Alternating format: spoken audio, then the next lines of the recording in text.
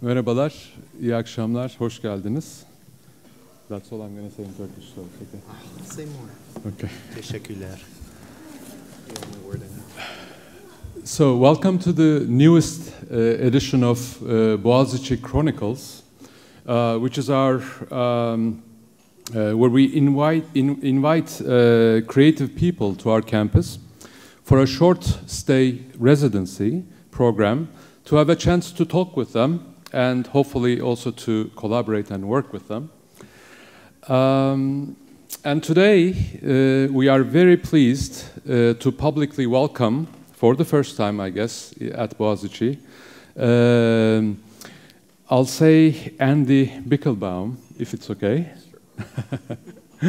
The half of the Yes Men, the other half, Mike Bonanno, is running late, I guess. Coming tomorrow. I'm gonna guess whether maybe he's changing diapers or playing with the kids. He has 3 children, as some of you might know from the Yes Men Revolting film, which has just been shown last night for the first time in Istanbul at the IF International Independent Film Festival. Oh. Yes, you didn't know that? It was last night? It was last night, yeah. I went to see it. Okay. Anyway, so we were able to rush Andy right before we got the storm, and we locked him up in our guest flat here on campus so that he would stay out of trouble. So. Good luck. Yes. So you have just seen the second Yes Man film. The first one was 2003. This is the third. No, the one we just saw was the second one. I'm so sorry. No, Yeah. just leave it to me. I have it under control. Yeah, you have just seen the second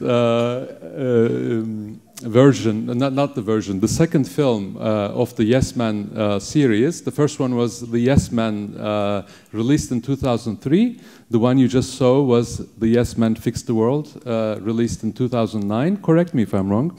And the one I saw last night was the Yes Man Revolting, recently released in 2014. Thank you. You know, in a way, who the Yes Men are, because you've just seen the film. But with your permission, well, firstly, I really hope that you have lots of questions for Andy. And I'm just saying Andy in kind of quotes, because as you know, that's not his real name, but I'll call him Andy. So I have a few questions to get the conversation started with your permission. You tell us, in a way, the story of, or the history of the Yes Men in your films, especially in the Yes Men Revolting. We get to hear, in a way, the whole story, almost, I guess. But I would like to ask you that question. What is the story? How did Yes Men came out to be, and how did you get started? You've been around for almost 16 years, I heard. Yeah, almost 20. Well, I started in 1996 doing this kind of comic activism, and it happened to me by accident. I was living in San Francisco, and ACT UP was really powerful and important. It was a movement that forced the government eventually to find a treatment or to work towards a treatment for AIDS, and it was very successful. And I was inspired by a lot of the funny tactics that they were using. They were using very direct action tactics like riots and stuff, but they were also using very clever and sometimes funny and sometimes very intense tactics. And so I was excited about that, but I didn't know what I was going to do personally, because I like jokes. I like making jokes, and I knew, you know, I found myself one day with the opportunity to make a joke, and I didn't know how big a joke it would become, but I was working as a computer programmer at a video game company, I don't think that's in the second film. It's in the third one. Third one, yeah. Thanks. Now I know. It was, and I was working there and as a video game programmer, and I was kind of bored with my job, and I inserted. I was in charge of the little people that ran around in the game, and I made it so that they would turn into these guys in swimsuits and start kissing each other madly. And it was a bit of a random act, really just frustration with the job and annoyance. But somewhere I must have been inspired by ACT UP accidentally, because I did it, the game was shipped, I told a reporter about it. After I was fired, I told a reporter about it. How did they find out? Was there like a test? It was obvious. Okay. Yeah, I mean, when it was shipped, it would happen every dozen times you would play the game, and my boss was playing the game with his daughter the next day, and the screen was covered with guys in swimsuits kissing each other. Stick figures, but still, you could tell what they were. And so that was a funny story. It became a big news story. The journalist wrote. It became an AP and television story, and it was all over the place. And it had been by accident, basically. And I just thought, wow, I just made a little joke and got this tremendous amount of attention for it. I could do this on purpose and make a life out of it. I didn't quite think of it that way. I just thought, okay, what's the next step? I want to keep doing something, and I thought of something else, and started working with Mike, who had done a very similar thing with talking Barbie dolls and talking G.I. Joe dolls, switching their voice boxes, also in the new movie. But that had gotten a tremendous amount of attention, and we started working together. And then the Yes Men itself started because we set up a fake website for the World Trade Organization. At the time of the Seattle protests, a week before, 2 weeks before maybe, and one thing led to another, and also sort of by accident, it just got a tremendous amount of attention, and then we started getting invited to conferences as people we weren't, as the WTO. People started emailing us, thinking we were the WTO, invited us to conferences, and that was the first movie. And how did you meet Mike? For the first time? Mutual friends.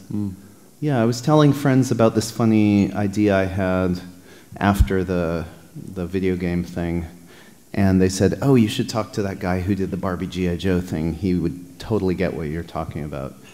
And yeah, we've been working together now for 19 years. Okay.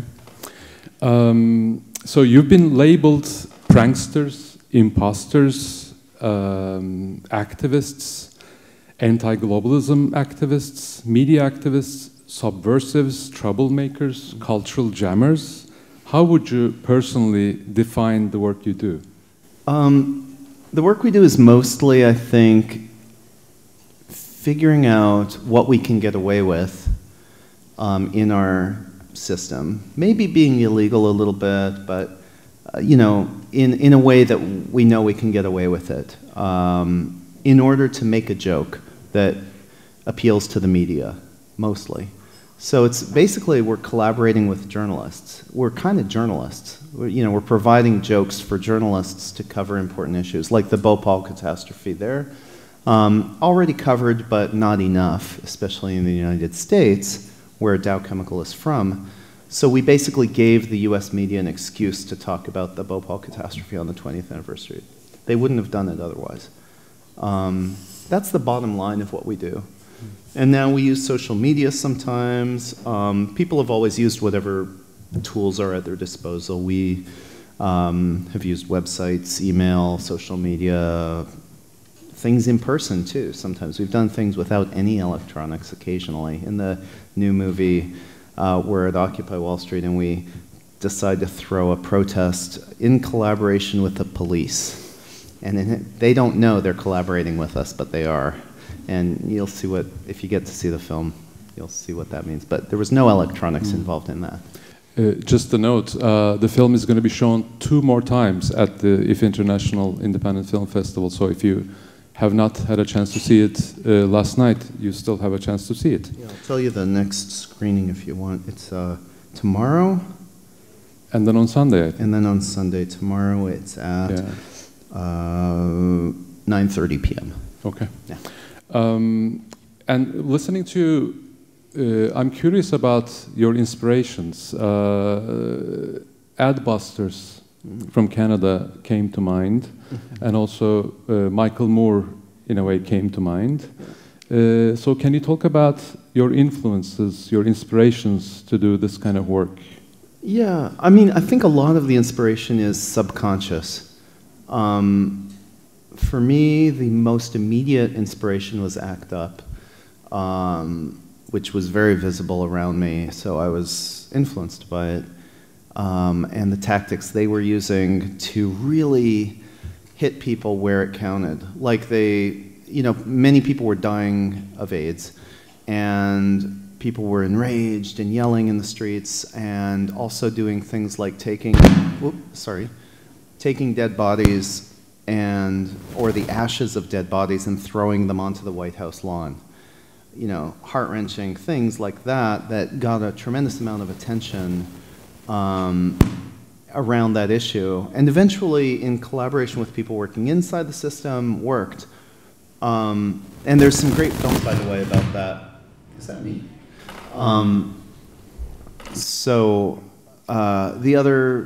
There's Michael Moore and Adbusters, but at the time, I hadn't watched any Michael Moore, and I hadn't heard of Adbusters, so, maybe in the 60s, people were doing all kinds of amazing actions. Like, everybody in the US knows about how the Yippies in, I think it was the early 70s, went into the New York Stock Exchange and threw dollar bills onto the floor of the stock exchange, and all the brokers stopped trading and dove for the dollar bills. And, there's a lot of stories like that appealed to me and that I just enjoyed, but I never thought I would do or participate in, but I think they entered into my head somehow, accidentally.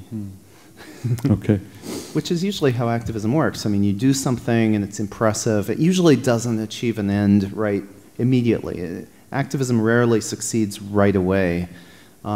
Movements as well as individual actions, they tend to, they achieve what they achieve, and then they usually disappear, and then something else happens later. Like in the US, the civil rights movement, there were a number of big moments, and it took place over a period of 10 or more years. So if you were back then, it would always seem like things had disappeared, almost always. So it's good to remember that, I think.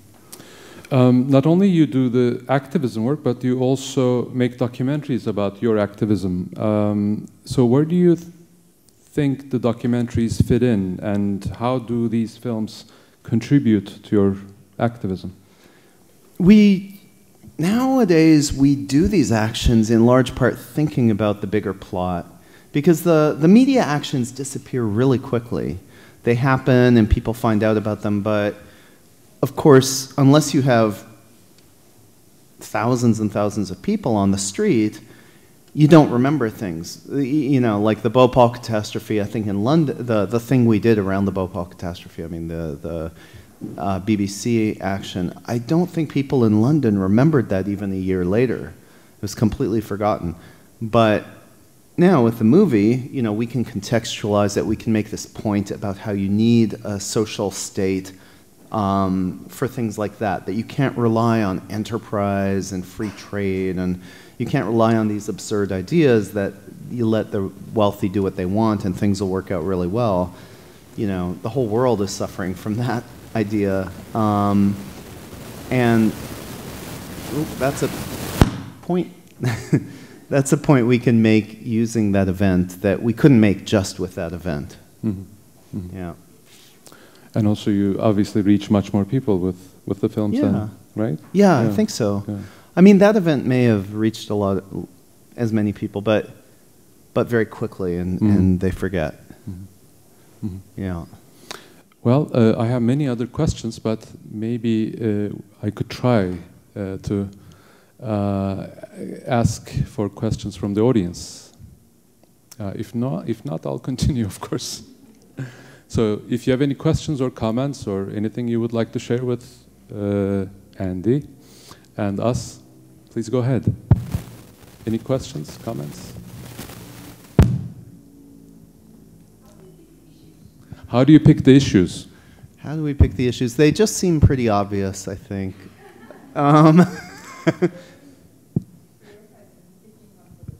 For the film, okay, so how do we pick issues? Well, the answer is for the film, often. Like in this case, you know, the fake New York Times at the end. Well, on the one hand, it was the issue. It was the thing, because we had just elected Obama, and we knew that he was, you know, people were just going to relax. You know, we've done that. So we had to do something to kind of try to communicate that you need the movement to continue and that electing people is not enough. That leaders don't actually do things. It's people who make leaders do things. And so we had to communicate that at the time because he's a pretty nice guy, but he needed that pressure. And otherwise, you know, we knew he wouldn't be that nice a guy. He'd be another Clinton, which is kind of the way he's ended up. But so it was the obvious thing to do, but it also fit within the movie because we needed a nice, hopeful, pleasant message at the very end of the film instead of these really intense, you know, unhappy messages. Like that we're going to melt humanity for fuel if climate change hits and things like that. Yeah, so, and the other actions in the film, you know, we did that action, the Exxon one with the candles, because the film was at that point about climate change. Like, you know, starting with the Bhopal thing, which, okay, so the BBC event just happened, that was just because that was the right moment to do it. There was no film idea in mind. But after that, we started thinking, wow, how can that be part of a film? And then we thought, well, okay, Bhopal was bad, but climate change is worse, and it's the same complex of things. It's letting corporations decide things. It's letting money decide things. You end up with Bhopal, you end up with a destroyed world, and of course you end up with bad situations in various countries around the world, which shall remain nameless perhaps. But that's why we did all those actions around climate change. And then, yeah. But now, I mean, there's no reason to choose.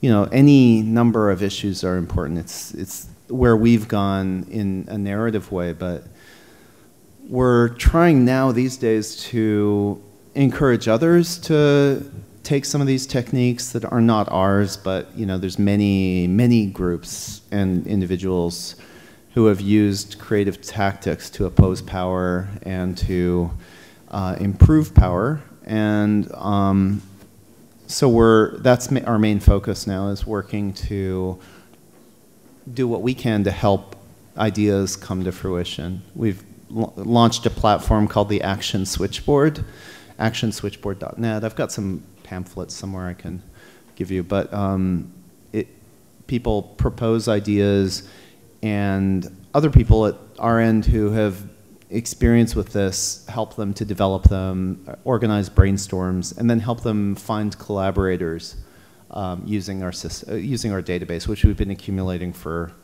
15 years now, so it's pretty good. It's a database of what exactly? Just people. Okay. People who have offered their services, who've said, I want to do something, I know how to videotape. Mm-hmm. That's actually the most useful one. Or I know how to write, I know how to program. So people will write in with a project idea, and then we've got this database of people who can assist.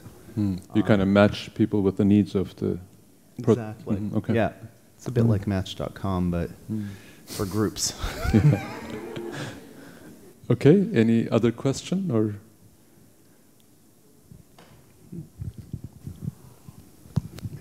You're obviously not the only ones fabricating news. Corporations also fabricate news. What do you do to counter that kind of news writing? Yeah, right. The public relations industry, of course, billions of dollars per year to fabricate news. That's what we're inspired by. I mean, when we write a press release, we're referring, you know, we're imitating what they do. There's all kinds of...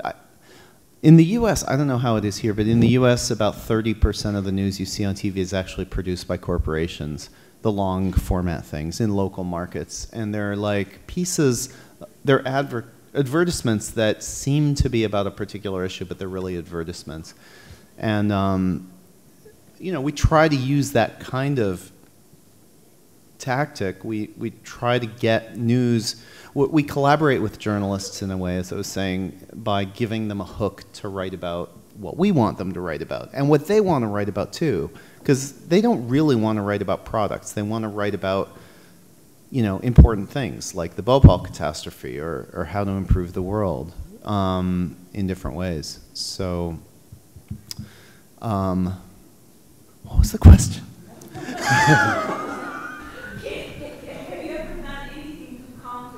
Oh, no. I mean, we just use it. You know, we're co-opting them, basically, with the difference that we reveal that it's a lie. You know, so we do these things, and then usually within an hour, sometimes after a day, we reveal that it's a hoax. And that's the real thing we're sending out to journalists. The PR industry doesn't reveal it. It's just sends out these lies, and they remain out there. So yeah, we haven't really done a project on the media system, but that's a good idea. I'm sure there's a lot to do. Yeah, or the PR system.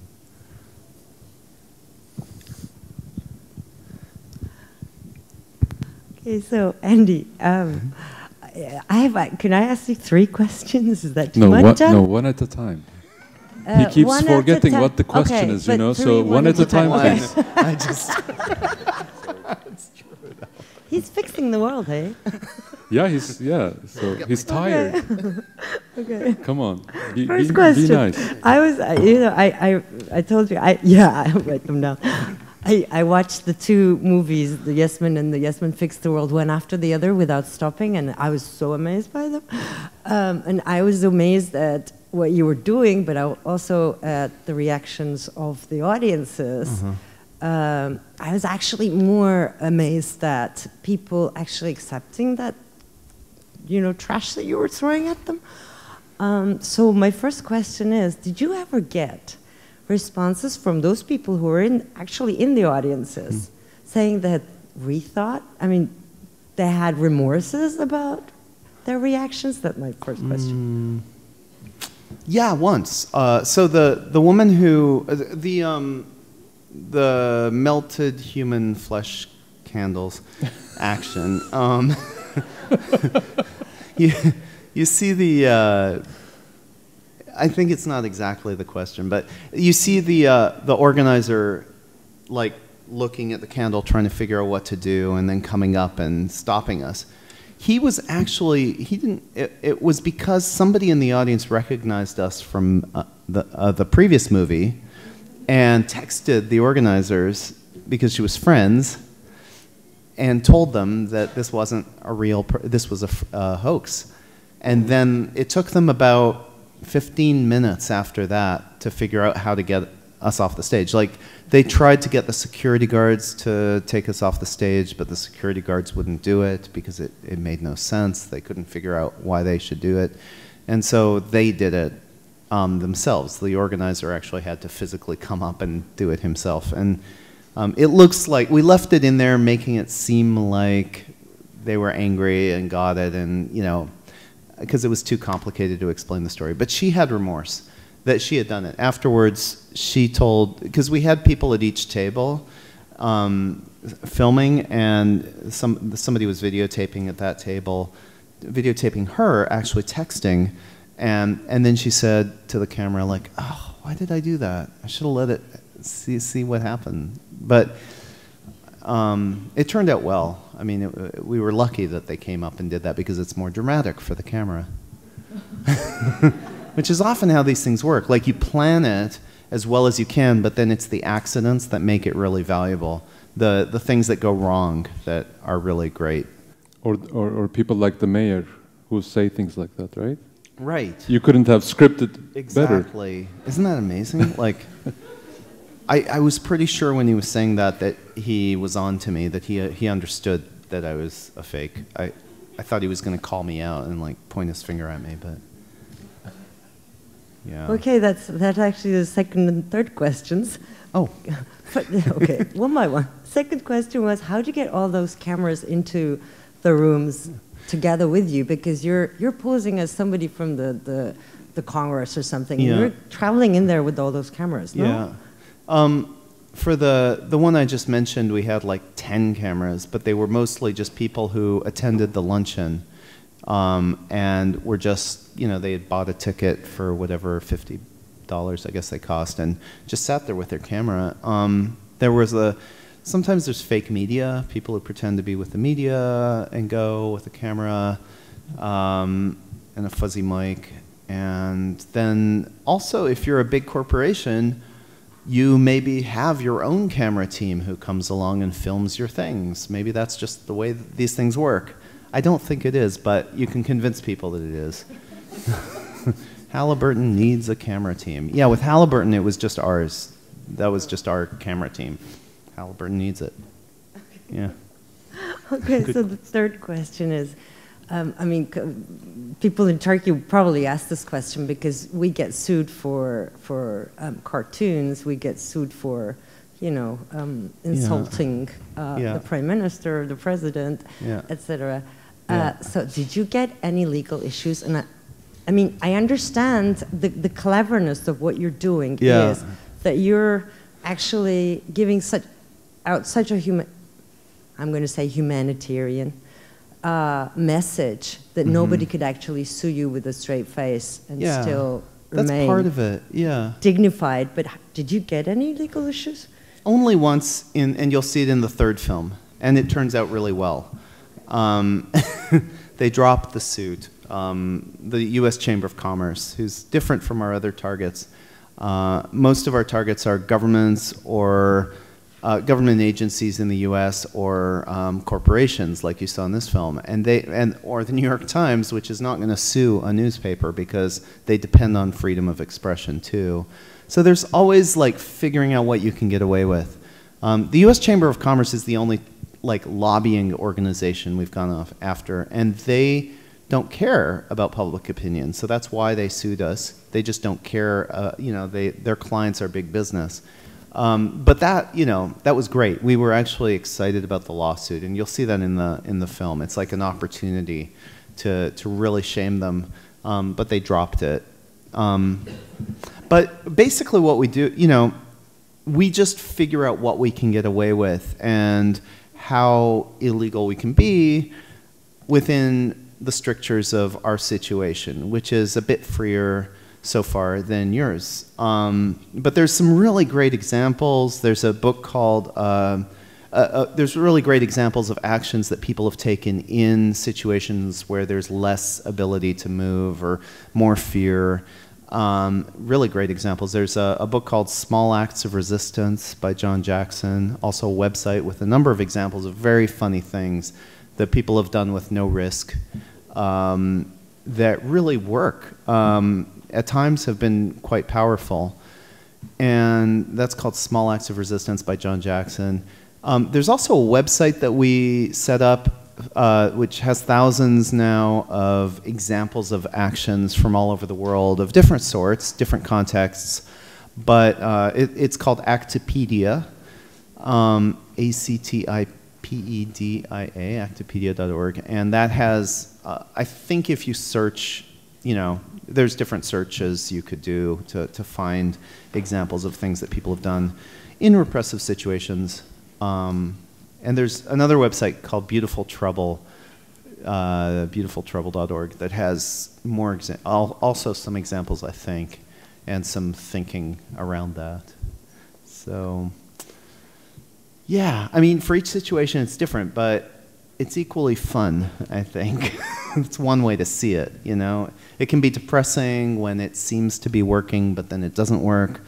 But in the long term, it does work.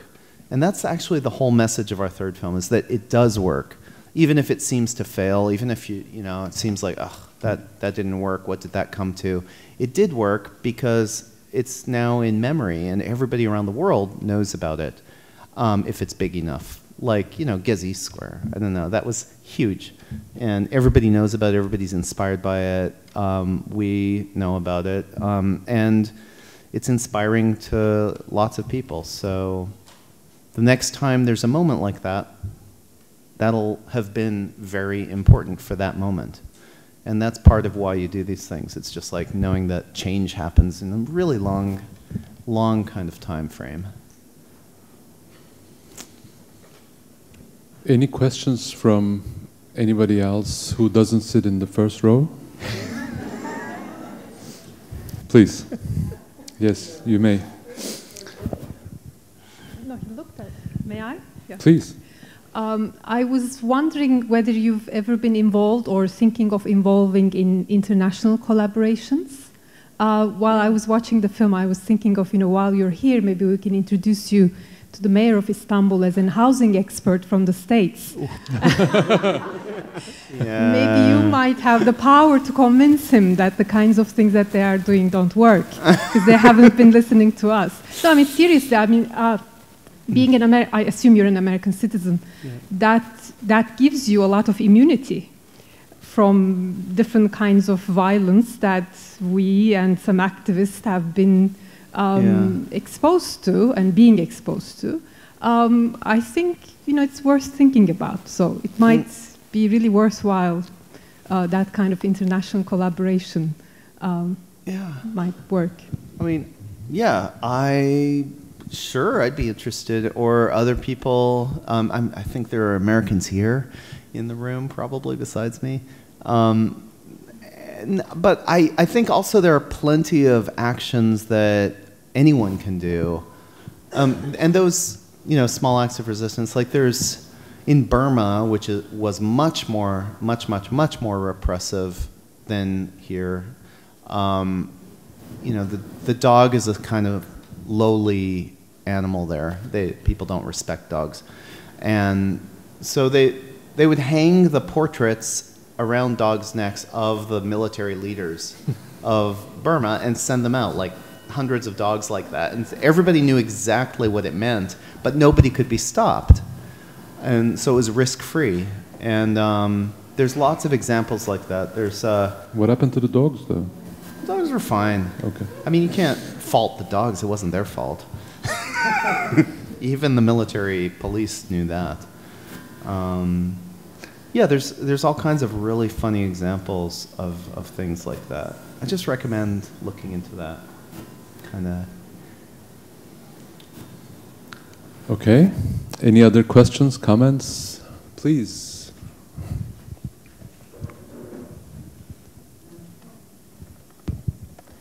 Did you ever have any kind of well-intentioned... excuse me, do you mind getting up because we can't see you? Yeah, hi. Did you ever have any well-intentioned hoaxes or pranks that didn't go off as intended, and kind of in that case, you showed a few of them in the film, but how did you respond, and kind of how did you rectify the situation if that happened? Yeah, yes. Oh, and there's an American, by the way. She sounds that way, but you can never be sure. Yeah, I'm pretty sure.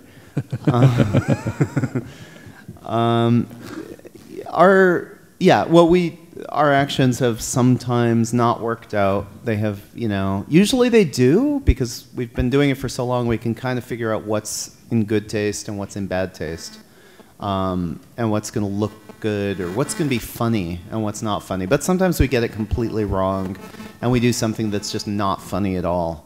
That we've laughed at, but when we do it, we realize, oh, that's just like an in-joke that only we understand. And then it's just sad. We don't have to rectify it, though. It's not like we've caused damage. We've never actually felt like we caused damage through one of these things. It's just like, oh, well, spent a lot of time and effort doing this thing. It isn't quite as funny as we thought. Next, what do we do next? And we learn from it, We don't do exactly that mistake again. But also, we're not particularly good at this. I mean, it looks like we are, maybe, because it's kind of a polished thing at the end, but we make mistakes all the time doing this. We've done so many of them, but we still have to figure out fresh each time how to do it and what will work for this particular case. So, yeah. I mean, we've never made a mistake that was so bad that we had to fix it. That we caused damage. It isn't that kind of thing. I don't know, unless you have a specific example you're thinking of. In the third film, there's one big mistake that you'll see. But it's not that bad. It's just like a big waste of time. Not really, though, because it provided some of, I think you'll agree, some of the funniest material in the movie. So it ended up being very useful. For the film, at least. For the film. Any other questions? I was wondering how you fund yourself. I mean, have you had a job since you quit or you were fired from your video gaming? Yeah. Or is there any way of... Now I teach at NYU. Yeah, we both have day jobs at universities. We used to get art grants for this kind of thing in the US until we used them all up. And we've gotten a bit of like crowdsource funding for some of the actions, like the New York Times. I think it cost a total of $15,000 to do that. That's all? Really? Yeah, remarkably cheap. Printing a newspaper is really cheap, it turns out. That's why they do it every day. It costs like 10 cents a paper for a 14-page full paper, yeah. So it doesn't take a lot of money. For that, we got one grant for, I think, $8,000, and then a bunch of small donations. And of course, everybody donates their time. Making a movie is expensive because you do a whole lot of other things. But filming the actions, making the actions, sending out the press releases is pretty cheap usually. But have you had any donations from any corporations, small or large? No. Do you have any principles about who can donate and who can't? No. Okay. If they want to give us money, you know, we might feel obliged to bite the hand that feeds us, but, you know, we're not going to, we're not going to turn away money, I don't think.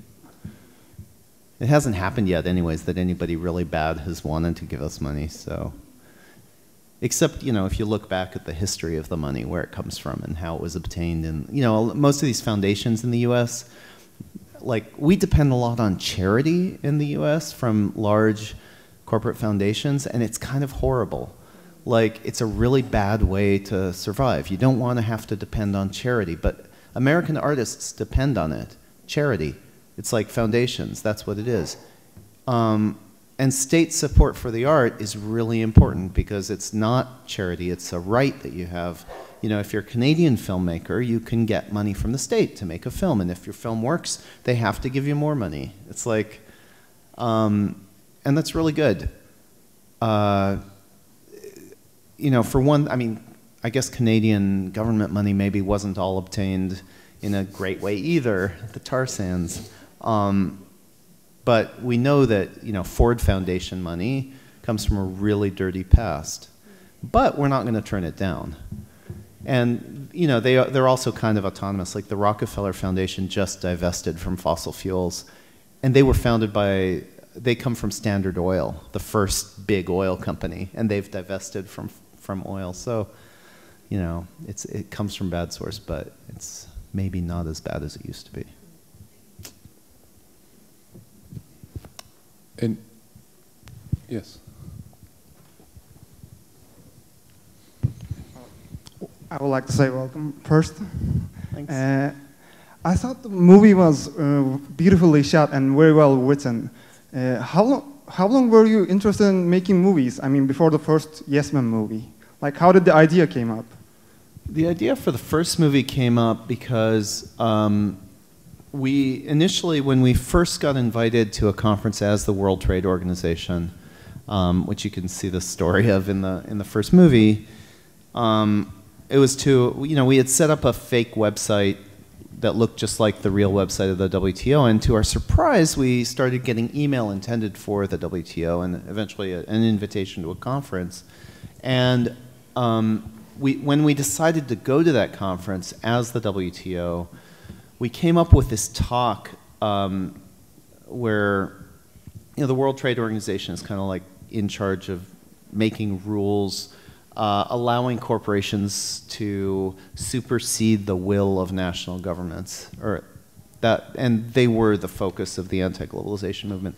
So we came up with an exaggerated version of that, where we talked about The WTO is saying, we gave this talk to these lawyers in Salzburg, and I said, yeah, we need to privatize democracy by allowing corporations to buy votes directly from citizens, instead of going through the whole way they, finance campaigns and candidates, and it's very complicated, and voters don't have to vote. So let's just pay voters to vote directly. Let's pay them off with little favors, little bits of money here and there. And it felt really offensive to us. Like, who could possibly believe that? Anybody's going to propose anything like that. How silly. But the audience just sat there. They were, trade lawyers and stuff, and they just sat there and applauded and asked polite questions, and we went to lunch with them, and it was all very pleasant. And so we had this real problem, this filmmaking problem, because we had to turn that into, some kind of a movie, little movie. We had just taken a camera to videotape the reaction, the negative reaction, which would have been very easy to do. But then when they didn't react, we realized we had a really big filmmaking problem on our hands. What do you do with that? And we contacted a filmmaker friend, Chris Smith, who made a movie called American Movie. Mike was friends with him before, and said, okay, we have this problem.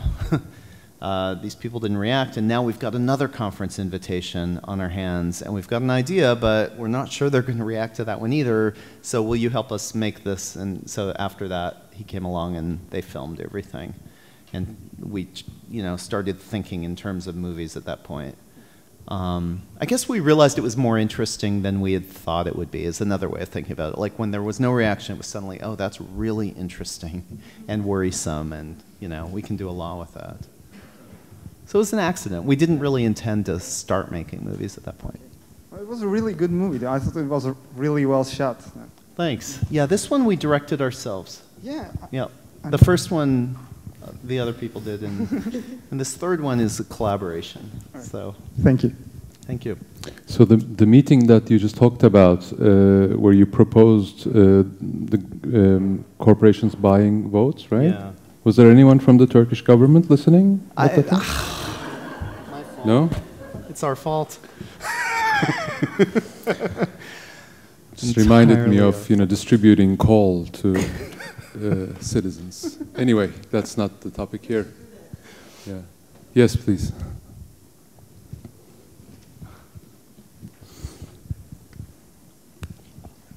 Hello again.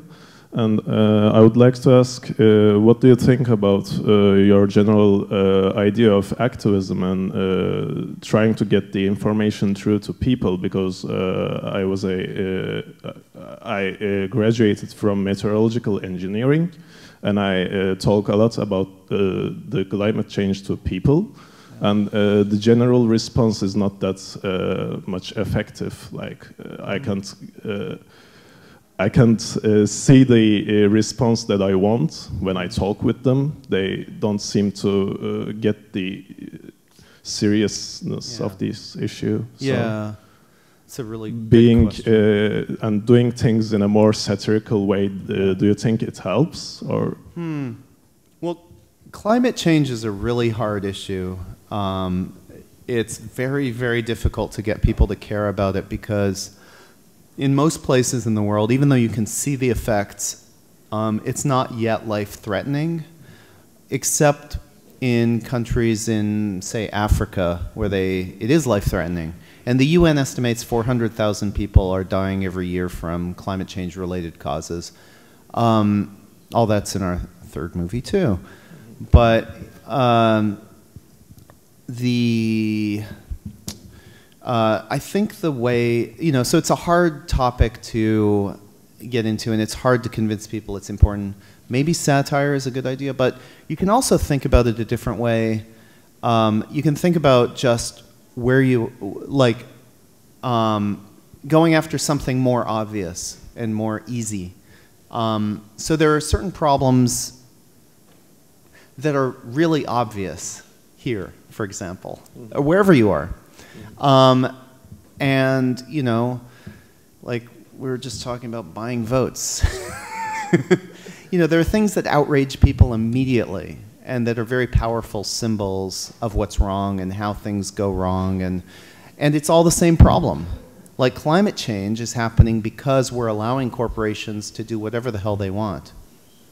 And they're doing that, and we're not reining them in. And they own that oil that's under the ground, they're bringing it out, and they're doing it in the dirtiest way possible in some places. But it's the same thing as, you know, what they're doing in other places that looks completely different. Gentrification is a form of exactly the same thing. So, you know, it might make sense to just go after what's immediate and think of that, and think of how to bring humor to that and keep that going. And it all intersects, and it'll be very valuable for the bigger picture as well. It just might be that the most immediate thing is what makes sense to go after. Okay, thank you. Mm-hmm. Any other questions, comments? You kind of answered this question, but I'm going to ask it again, maybe to get some more information from you.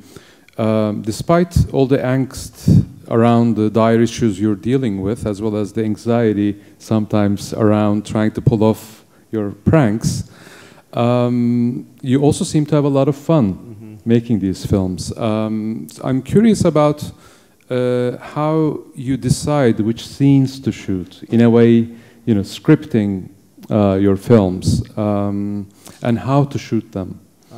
For example, an example could be the opening scene of Yes Man Fix the World, where you jump into the water with, all dressed up and. Yeah. So and you said you collaborate with people. So I'm curious about this creative process of imagining these films, in a way, writing the script or the scenes and deciding which scenes to shoot and how to shoot them. How does that go? Yeah. Wow. It's really about, oh God, this one we just had to put it together. We had to figure out a way to tie all these crazy actions that we had that had, on a certain level they had nothing to do with each other. Like, you have already filmed the actions, right? Yeah. So you already had that material, and you needed the. We had filmed the Bhopal action and the BBC action, and then the Golden Skeleton action actually came after that. We put it first in the film because of whatever, but we did that one because it was Dow also, and our website was still working, and they stumbled on it, and they invited us to that conference, and we did that, and that's how we were thinking about it at the time. Like, okay, we did that, now we're going to do this, and this fits in there, and then the next one. But as you see it, like, since we had to move it earlier, it didn't work out that way. And so even though we were thinking of the actions as being tied together, we were wrong about it, as you have to be. But then how do you tie all those things together? We inherited from ourselves this jumble of actions, and we had to make this point that we knew what it was, but how to do it. The easiest way was to invent this fictional landscape, which we called to each other, we called it Absurd Land. This place where we lived that was bombed out, where nothing was working anymore. It was kind of, I think we were imagining it in our heads as like the future where there was no government support for anything, and corporations had been allowed to do whatever they wanted. Gentrification had gone, all the way, and there was nothing. We were living in this bombed out thing in these suits. And, so it became a cartoon kind of comic backdrop. And jumping in the water like that was, well, there was water there. It was like, oh, we could do this. And there was this, like, we had scuba gear.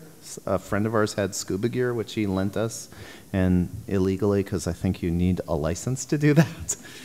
But that was it. It was an opportunity to shoot a funny scene with almost no money. Most of the decisions were about that. We're like, okay, what do we do with no money? Let's see, we have this giant set with these bombed out buildings that are really cool, and this water, and these suits. Yeah. Okay. Any questions, any comments? Okay. I guess everybody's allowed at least 4 questions. So please. I don't remember if this was in the Yes Men Fix the World movie, but when you go with the hamburgers to the university, is it in this first movie? Yeah. Oh, the first one. Yeah. Okay, that was the great. For those of you who don't know, they go to the university, and that's probably the only time in these films that you go to an audience that's not corporate. Yeah. Right. Yeah. And you are, maybe you can explain this better, but you are offering them hamburgers and then telling them that these McDonald's have what? Found a way to... Well, it was the WTO again, the World Trade Organization again. It was in collaboration with the professor. So he invited us to come do this with his students. And it was hundreds of students. It was a big lecture hall. I think it was a combination of a few classes. And he said, you know, here's my friend who, you know, we were roommates and now he's working for this big thing, WTO. I disagree with them, but whatever. He wanted to come talk. So they believe it. And I come and I say, well, we at the WTO have figured out a solution, not to democracy with the buying votes this time, but to world hunger. We're basically going to feed the people in developing countries in Africa and so on who can't afford a lot of money, who can't afford a lot of food. We're going to teach them how to recycle their food and eat it 5 times. And McDonald's is partnering with us on this, and they're actually they have developed a hamburger that is recycled. So, you know, you eat it and then you eat it again, or somebody else does because it's an industrial process. And like before the punchline, before they know that it's recycled, we've passed out hamburgers to the audience, free McDonald's, regular McDonald's hamburgers, and they're eating them, and then they find out that it's recycled, and they're very unhappy.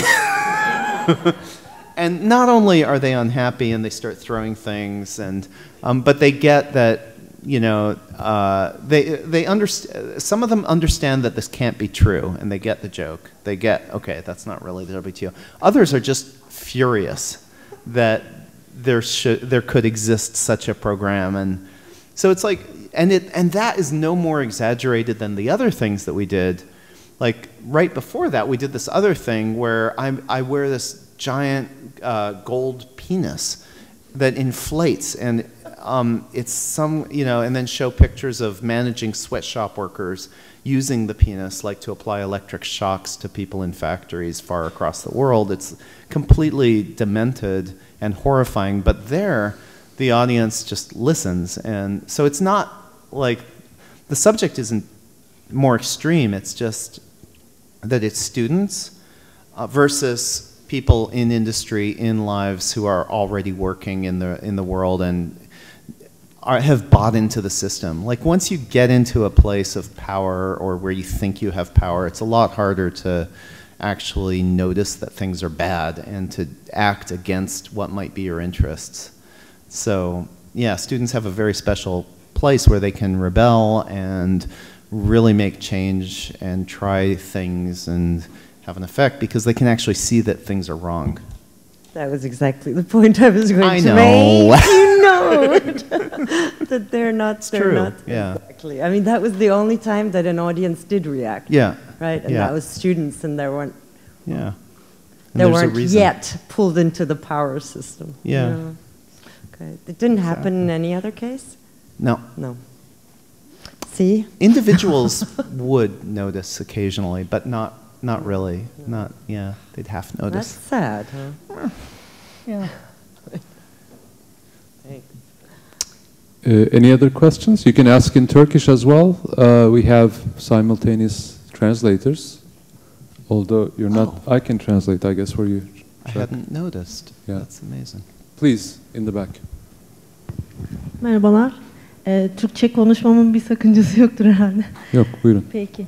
Dün ben filmi izlerken şunu düşündüm. Hani Zaytung'un sanki sinemaya geçmiş hali gibiydi. Ama bir yandan da şunu düşünüyorum.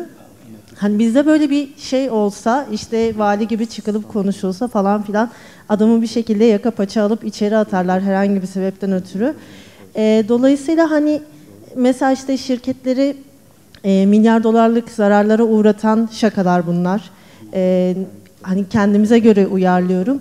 Bir yandan da şunu düşündüm, acaba hani ABD ya da işte diğer ülkeler, yani bu protestoları yaptıkları diğer ülkeler hani alttan alta destekleyip bir yandan hani ABD özgürlükler ülkesi imajını koruma çabasında mı gibi bir paranoyak düşünce oldu yani gibi.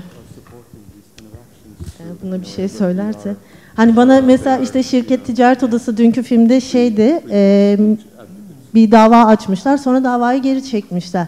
Hani bu kadar büyük zararlara uğratılıp hadi bundan vazgeçelim, aslında insani kaygılarla yapılan şeyler bunlar gibi bir bakış açısı bana çok şey geldi. Hani gerçek olmayacak kadar iyi. diyeyim. Teşekkürler. Son dediğinizi bir daha söyler misiniz? Size nasıl geldi dediniz? Ya gerçek olamayacak kadar iyi gibi. Hangisi? Yani hani ticaret odasının bir davası olmuş galiba, dünkü filmde öyleydi. Evet. Burada son dakikada işte geri çekildiğini söylüyorlar davanın. Hani şirketi zararlara, bu kadar büyük zararlara uğratan bir şeyin son dakikada işte çekmeleri falan. Bilmiyorum, hani kendi ülkemizde olacak şeyleri öngördüğümüz zaman fazla iyi yani. gibi. Teşekkür ederim. Okay, first of all, about the loss. Our actions don't, unfortunately, they don't cause a big loss to our targets directly. You know, with the BBC action, the stock value went down, but then it came right back up. With the Chamber of Commerce, we embarrassed them, but I mean, it didn't stop them.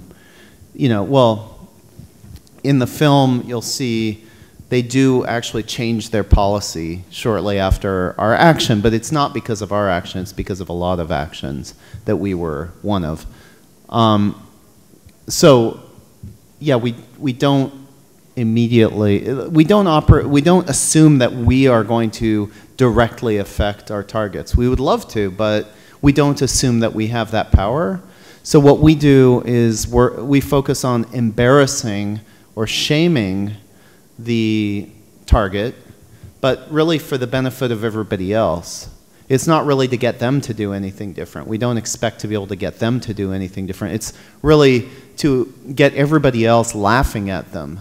If you can get everybody laughing at your target and making fun of them, it's very powerful. A Russian journalist once told me that the Soviet Union fell because you couldn't say the name Brezhnev without everybody just bursting out laughing. It became such a joke. There were so many jokes about Brezhnev all over the place that, you know, it was ridiculous. Like, nobody took power seriously. And then when there was an opportunity, you know, it changed. I mean, nobody exactly predicted that, but yeah, so right, so it's shaming, it's getting people to laugh, it's about the public and getting people on your side. It's not about the targets. And whether, yeah, I don't think the US government is financing us. I think I would know about that if they were.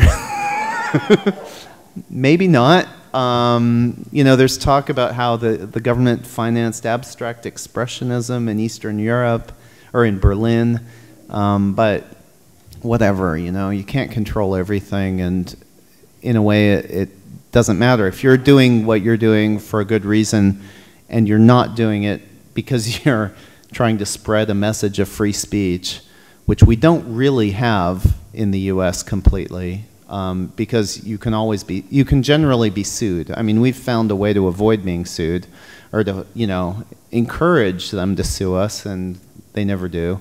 But they still do sue activists, so we're not saying that we have free speech, or at least not knowingly. And I don't think they're financing us, in other words. I don't think that's what's going on. But again, this is all about our context. Like, everything we're doing is for our context, and this is a completely different context. And of course, yeah, as you said, you would go to jail probably if you did this kind of thing. So you have to think of other things to do. But there's a lot of great examples out there. There's, you know, just read about, you know, the various kinds of funny things that people have done that are effective or not, and, you know, think about what you can do. Like, in the U.S., when there was a struggle to bring down the apartheid government of South Africa and to get banks to disinvest from South Africa, people went out, and one of the banks that was most heavily funding apartheid was Barclays Bank, and some people went out and when there would be two ATMs, two bank machines next to each other, they would write whites only over one of them and blacks only over the other. And it was really shocking because in the US, we have that history too, of course. And, you know, it made people wonder why this, you know, first it was shocking. It's like you see that and you go, what's happening? And that's terrible. And then you have to ask, like, what's that about? And Barclays, it spread a lot, and hundreds of people did that. And Barclays was actually the first bank to disinvest from South Africa. And it was partly as a result of that kind of action. And nobody could be prosecuted for that. Nobody found out who was doing that. So, you know, I like that example, but maybe that wouldn't work here. Maybe something like that particular action wouldn't work here. I mean, there's no, you know, it's not necessarily just transposing it, but there are many things that you can do. I mean, obviously, you know some of them. I mean, Standing Man, and, you know, there's some great examples of very successful actions. The Penguin, people dressing up as penguins. It's mini skirts. Oh. Yeah, this is a recent action. Men wearing miniskirts. Really? Yeah, to call attention to violence against women. Wow, cool. That's pretty nice. Yeah. Any other? Yes, Mert. Oh, there's also, like, speaking of men in miniskirts, there's also in Iran. Women posting pictures of themselves on Facebook without the hijab, and to talk about how they shouldn't have to do that. Mm-hmm. At the end of the movie that we watched today, it was saying that the change is not something that just two men can do, but it needs masses. Then after 5 years, Wall Street protests happened in States. Then what do you think? Were there any effect of your actions on these protests? If so, if yes, in which way do you think? Thank you. Wow, great question. Because I know I've said this a few times, but that is exactly what the third movie is about. It's like when we went to Zuccotti Square in New York, of course, you know, it's like people who watch our movie, that's the kind of people who were there, and so they all recognize us. But a lot of people would come up to us and say, hey, I got my start from watching your BBC action or seeing your movie from 2009 or 2003. You know, that's when I first, you know, laughed about this, and it helped me get involved in some way. So I think that's the way. It's just, you know, I mean, these were, in the first movie, we got inspired to do that, to set up a fake website as the World Trade Organization because of the Seattle protests, the anti-globalization protesters, who made this huge splash on the world stage, brought the idea of free trade being bad for people to America. It had started in Mexico in 1994 with the Zapatistas opposing the North American Free Trade Agreement, and it took 6 years, and it came to the US in Seattle. And so it was a tremendously inspiring moment, and a lot of those people became the people who did Occupy Wall Street. They either taught what they knew about nonviolent direct action, locking down, getting arrested and all that, or they helped organize those things. to younger people. And we were kind of part of the anti-globalization movement, so we fed into that, and it's all the same. And Occupy in the U.S., it's different from here, of course, again, in every way. But Occupy continues, and it continues to surface in the U.S. Like when Hurricane Sandy hit New York, the Occupy networks sprang into action and were much more effective than anybody else in providing help and supporting networks. And they created networks then during Hurricane Sandy that continue to operate now. Wildfire is the name of the organization that they created there. And then the Ferguson protests, the protests over racial injustice in the U.S., the big one in New York was organized thanks to Occupy. All the Occupy networks helped that to happen really quickly. So it's a movement, it's not, like Occupy itself was not the movement, that was just a tactic in the movement, and the movement may be 10 years long or longer, we don't know, but it's like with the civil rights movement, the same thing, you would see an action and then nothing for a while, and then it would surface again, and then nothing, and that's, I think, the way movements work, and hopefully in places like Turkey as well. I mean, there's more repression, so it's more difficult, and the inspiration may happen in a different way, but I think there's something like that that happens as well. So now the third movie hitting the screens, you've become even more famous. Does that mean that it's going to become more and more difficult to pull off your actions because, people know the Yes Man? I don't think so. In the last action of the movie, the third movie, the last one, I wear a big wig. So that's always a solution. It's an absurd wig. I don't think it was even necessary. Like, these people at conferences are not our fans. They haven't seen these movies. Different crowd. So, yeah, I think we could continue, but our main focus right now is really helping others to do these kinds of things with the Action Switchboard and other things. So, in a way, it doesn't matter. But we could keep doing them, yeah. Questions, comments? No? I have one more question then. So you go after these big guys and the big corporations, but when you want to distribute your films widely, then to some extent you need to get into bed with big film distribution companies. So how do you feel about that? How do you reconcile with that? Well, I mean, each of these actions also depends on the media.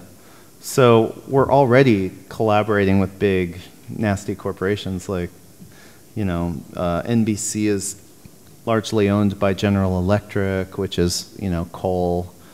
So, nothing's pure, I guess. You work with, when we work with the media, we're collaborating with individual journalists within the structure, the big, nasty structure. With film distribution, I mean, there's this whole industry that benefits from people caring. And they produce these documentaries about good issues, important issues for people who care. I don't see what's wrong with that. So is that why you think MGM picked up the first film, for example? I think at MGM there were a couple of people there who really wanted it, and then they went out of business right away after that. It was actually United Artists which then went out of business. It was like an imprint of MGM. Then MGM itself went out of business and got bought by Sony.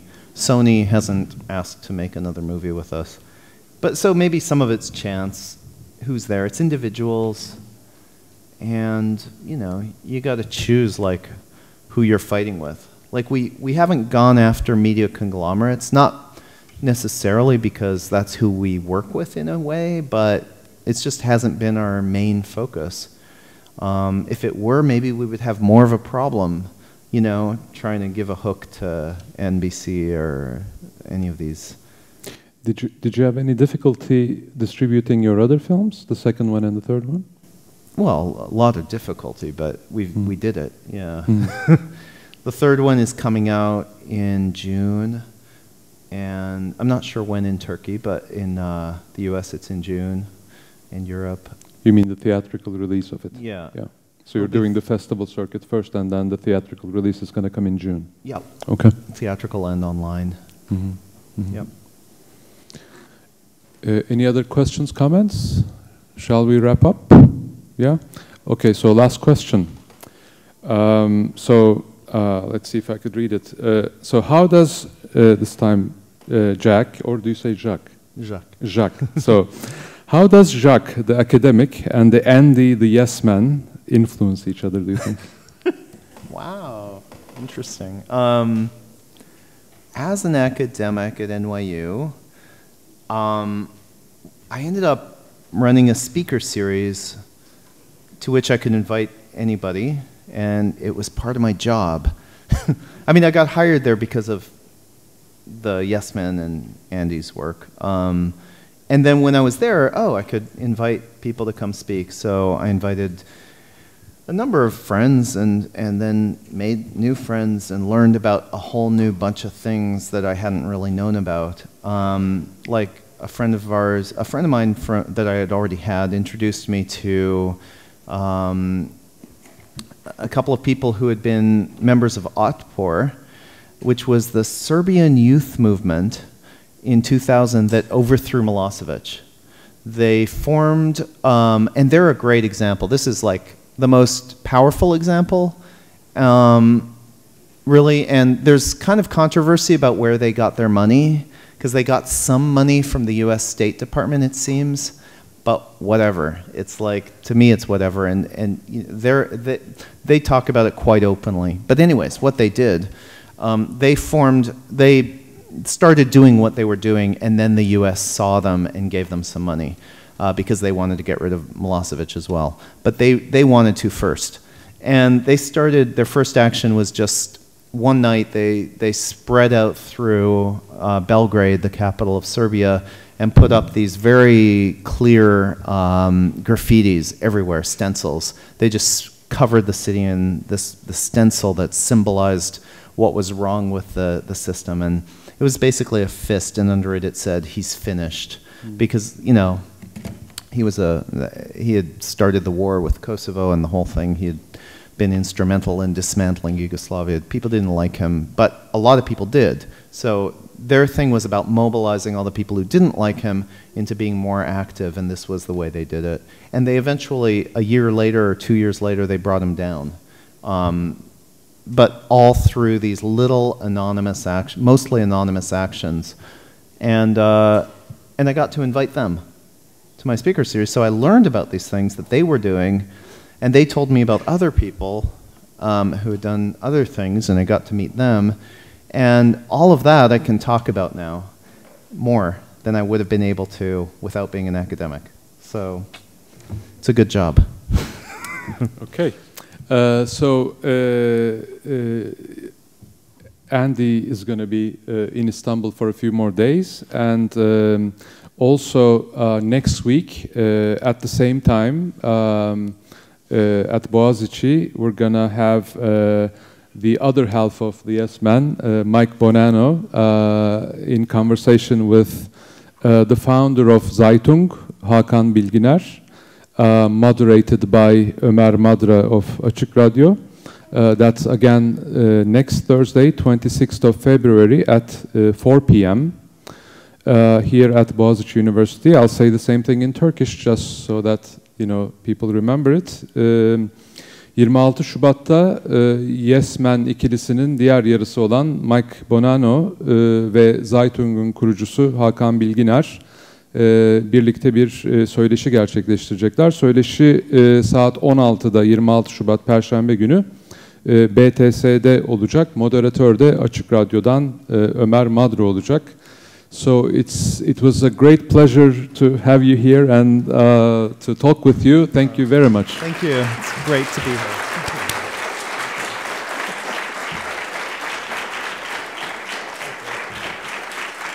Good luck.